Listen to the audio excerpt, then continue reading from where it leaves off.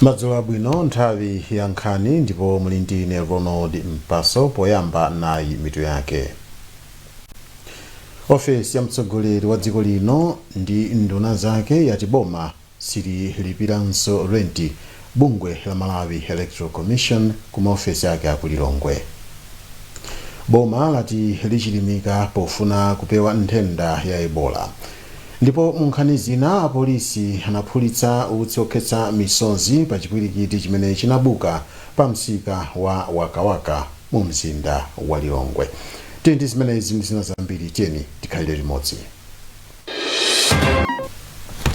Munkhani yathu yoyamba, ofesi ya mtsogoleri wa dziko lino ndi nduna yati boma sililipiranso renti maofesi a Malawi Electoral Commission ku Development House mu mzinda wa Lilongwe chifukwa chakuti bungweli analiuza kale kuti lisamukire mu mzinda wa Blantyre. Olankhulira ofesi ya mtsogoleri wa dziko lino ndi nduna a Focus Maganga anati bungwe la Malawi Electoral Commission silikufunikanso maofesi mu mzinda wa Lilongwe chifukwa likuyenera kutsatira malangizo a boma osamukira mu mzinda wa Blantyre. Rebecca Chimjeka Matemba akufotokoza zambiri pa nkhaniyi.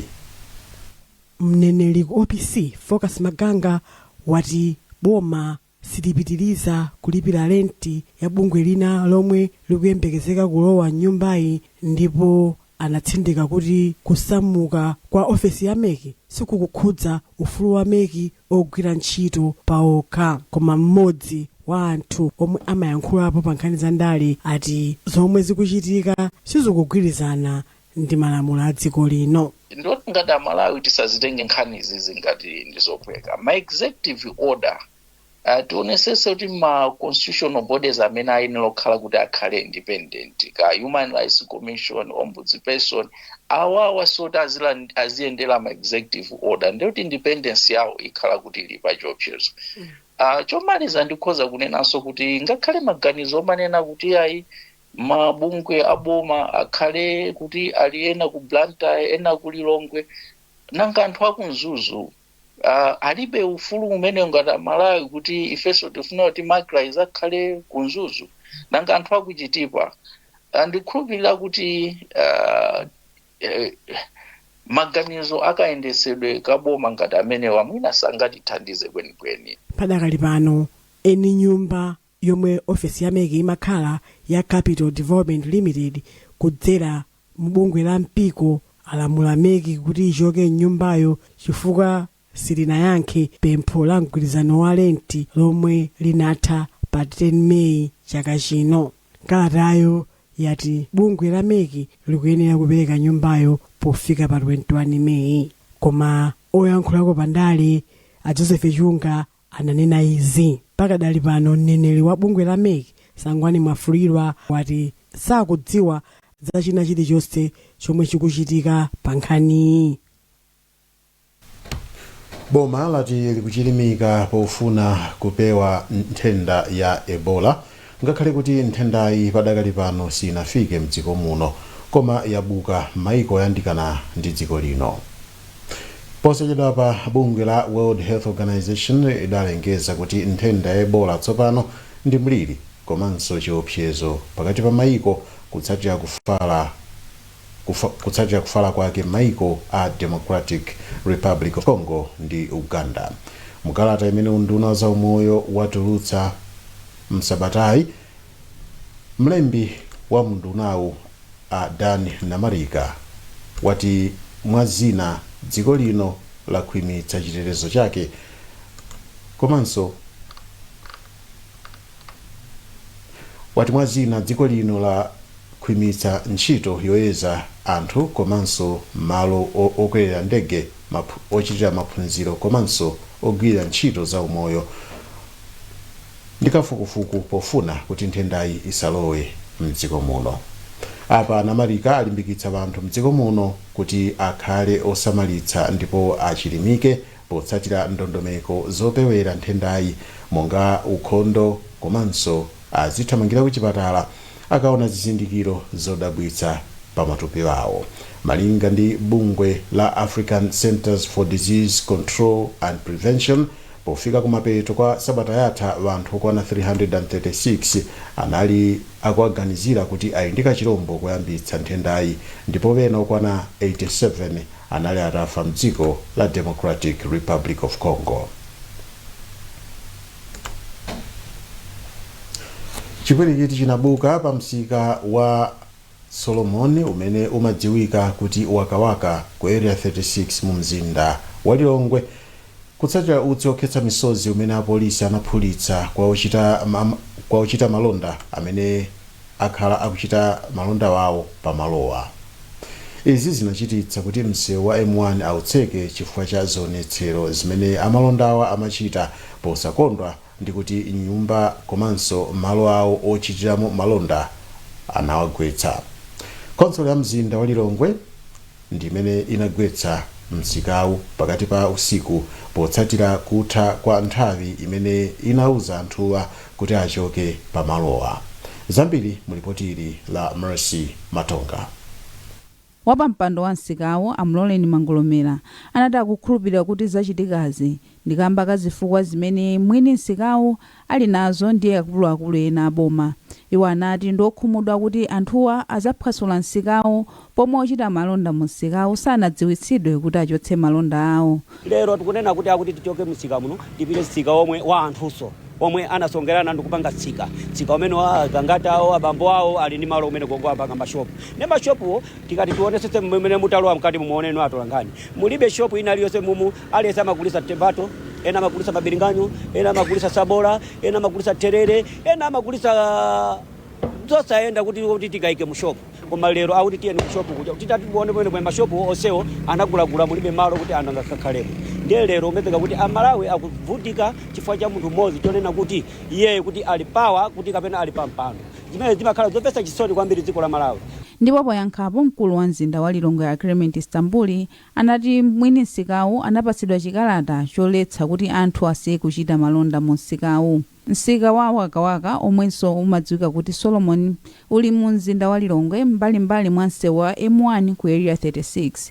Kwa zaka tsopano pakhala pali kusamvana pakati pa akuluakulu a konsolo ya mzindawu kamba kaumve komanso malamulo okhudza msika.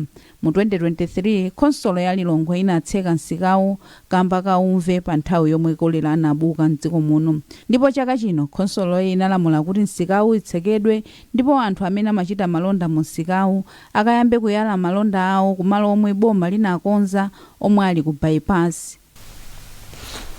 Ngozi pafupifupi 673 zakabaza zachitika mchigawo chapakati chakuzambwe kwa dziko lino pakati pa chaka cha 2024 ndi 2025.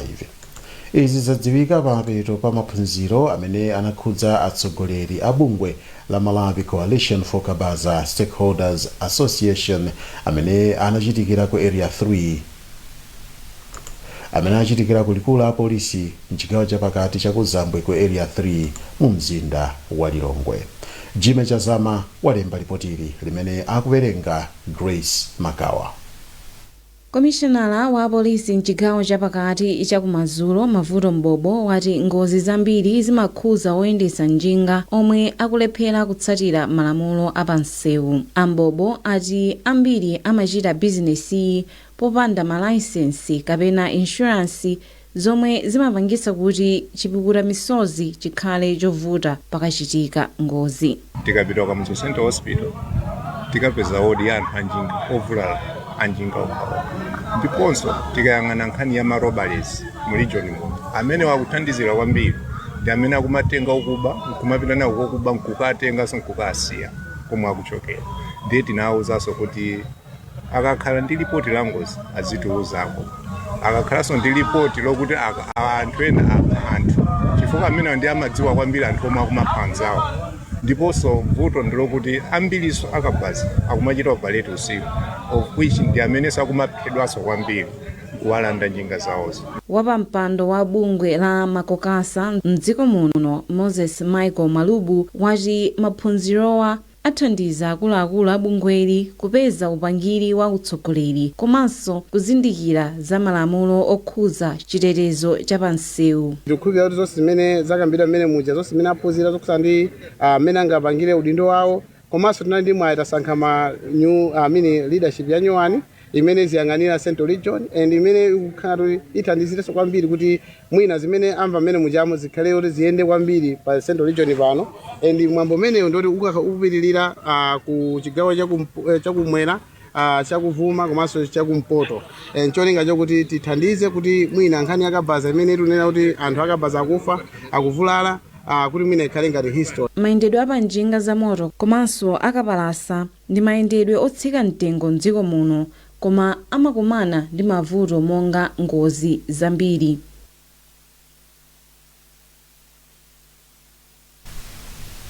Nkhani izi zikufikani kuchokera kuno ku wireless ya Kanema ya Times TTV. Tikati kupitiriza kupatsani zonse posachedwapa zikangotha izi choncho musadalikire.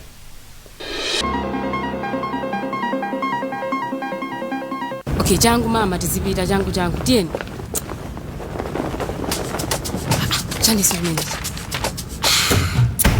Sha. Tieni. Kodile ntili kuti. Ndubwela ndingapita ku bank usida center ndubwela kokani. Tuduse nawo. Ndikusa kwa masifa yani. Tiye tizipita. Yakanda madam. Titulize nawo ndrawo. Mulisa ndiki kasha. Ilivyo. Ya, pamene pokoma. Wacha point, Standard Bank yafika mdela lanu. Pitani page ndogo wacha point kuti mutape nukusungisa ndalama mu account mwanu. Quick cash ndi zina zambiri. No stress, no worries, deep up, watch your point. Osaka and Tawindi, watch your point. To see a Standard Bank, watch your point.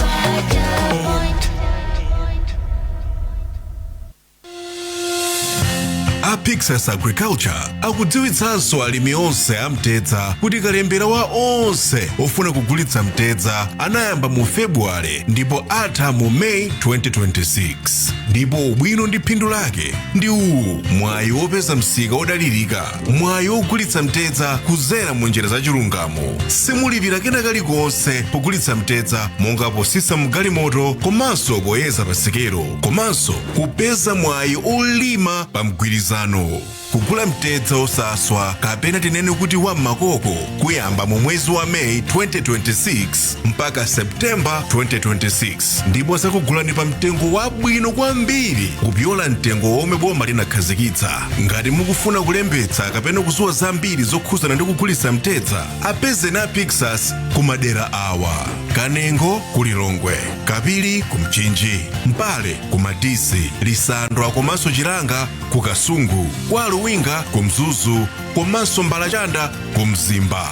Muthanso kuwayimbira pa nambala iyi 0999 766 007. Anthuni akamati chuma chili mu mthaka amanena zimenezi. Kalembetseni ku Pixas Agriculture lero kuti muphe makwacha ndi ulimi wanu wa mtedza.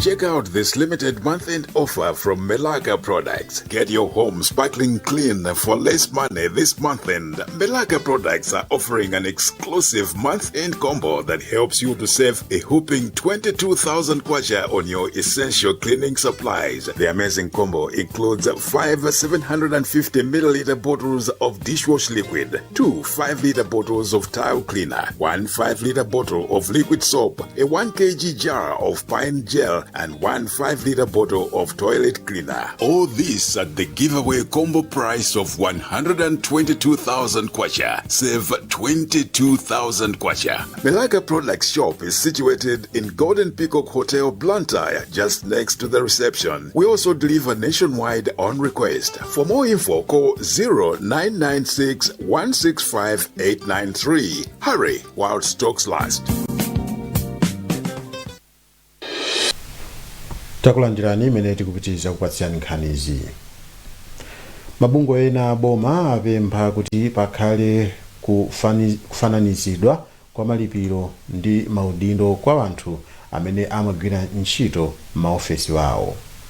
Mabungwewa ndi ofesi ya Ombudsman, Legal Aid, Audit Board komanso Independent Complaints Commission. Iwo alankhula izi pamene amakaonekera ku komiti yoyika anthu maudindo osiyanasiyana ku nyumba ya malamulo ya Public Accounts, ndipo mkulu wa Legal Aid Achimwemwe Chitope Mwale akufotokoza zambiri za kukumanako. Yes, timaonekeradi ku komiti imeneyi ngati mabungwe folo amene amalembedwa, amene atsogolerake amalembedwa ndi Public Appointments Committee, ifeyo a Legal Aid Bureau, a Ombudsman, Independent Complaints Commission ndi ofesi ya ma Declaration of Assets. Nkhani yayikulu timafuna tikambirane zinthu zingapo zimene zikukhuza ma ofesi athu, makamaka kusiyana kwamene boma likupangira treaty ma institution athu. Pali ma institution ena amene a governance amene mwina masalari ali bwino kwambiri, paliso ma institution ena amene masalarizi akulandira osiyana oti sali bwino. Paliso ma institution ena oti mu ma terms and conditions of service awo muli ma benefit onena kuti ma institution ena mulibe. Komano awawa ndi mabungwe amene ose timatchula ngati ma governance institutions andi amene amagwira ntchito zofananirako. Joshua Malango ndi wapampando wa komiti ndipo anayankhula motere. Tamva madandaulo awo ndi oveka chifukwa sizoona kuti anthu ogwira ntchito mboma mwina maqualification awo ndofanana, maphunziro awo ndofanana, enanso agwira ntchito nthawi yayitali kuposa ena, koma onsewo agwira ntchito mboma kupeza kuti kwina bwana okwina amene akutsogolera bungwe lina akuyenera ndalama zambiri kuposa amene atsogoleranso bungwe lina. Onsewo agwira ntchito zofanana, onsewo agwira ntchito mboma. Ndiye ngati komiti yathu ya Public Appointments imene imapatsidwa mphamvu kuti iunikire ma condition of services a mabungwe amene anabwera momwe anaolerowa, tikhala pasi nkuunikiranso ma condition of services awo, komanso tikhala tikumana ndi mlembi wamkulu mboma, komanso tikumana mwina ndi anzathu treasury kuti tikamapanga ziganizo zimene tikufuna tiunikenso kuti madandaulo anthu amenewa amveke, tikire ntchito limodzi ndi anzathu amene ali kuboma. Koma madandaulo amene mabungwe amene wa folo takumana nawo lero apereka ndi madandaulo omveka, ndipo madandaulo amene ngati komiti sitasiya koma tiwaunikira kuti tathandize. Boma la India lati lipitiriza kugwira ntchito ndi boma la Malawi pofuna kutukula ntchito zosiyanasiyana mdziko muno, monga kapezekedwe ka madzi komanso ulimi. Boma la dziko la India lathandiziranso ntchito yopopa ndi kugawa madzi ya Likubla Water Supply ku Nguludi mboma la Chiradzulu. Ntchito iyi ikupopa madzi okwana malita 20 million pa tsiku ndi kuwapereka kwa anthu oposa 35,000 madera ena amu mzinda wa Blantyre.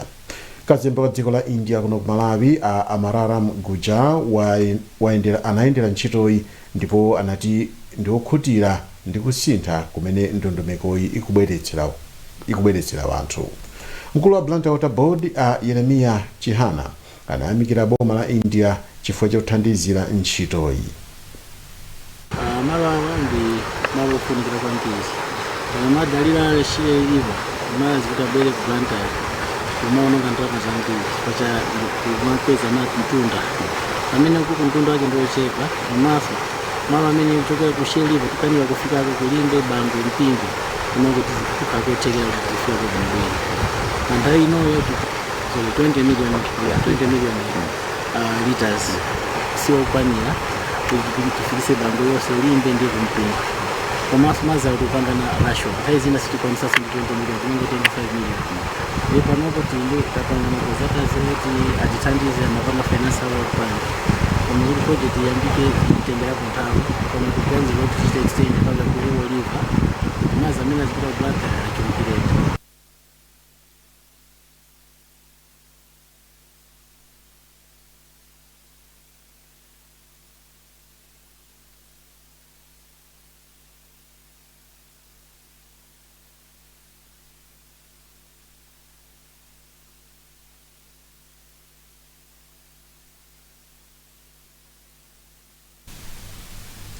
Mkulu wa Blantyre Water Board Yeremia Chihana. Nkhani zathu nzomwezi komatisa masiyane na insomito yake. Ofesi ya mtsogoleri wa dziko lino ndi nduna yati boma silipiranso renti bungwe la Malawi Electoral Commission kuma ofesi yake akulilongwe. Boma lati likuchilimika pofuna kupewa nthenda ya Ebola. Ndipo nkhani zina apolisi anaphulitsa utsiokhetsa misozi pa chipwirikiti chimene chinabuka pa msika wa Wakawaka mu mzinda wa Lilongwe. Mukhoza kupeza nkhani izi ndi zina zambiri pa Facebook pa tsamba la Times 360 Malawi, pa X @Times 360 Malawi, komanso pa star makamaka poimba star 1895 hash ndi uchita subscribe ku 1895. Mwana indine Ronald Mpaso ndikufuneni zabwino zonse pene mpitiriza kuonera ma program osiyana-siyana pano pa wireless yakanema ya Times TTV. Madzulo abwino.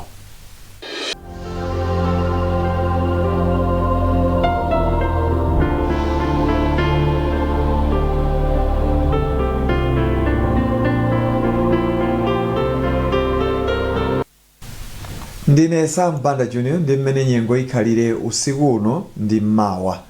Nyengo ya mphepo m'madera ena ya mitambo yapatali kuphatikizapo mvula yowaza komanso nyengo yozizira ndi yachifunga ikuyembekezereka kupitirira usiku uno ndi mmawa. Mawa masana tiyembekezere nyengo ya mphepo ya mitambo ndi mvula yowaza komanso yachifunga m'madera ena.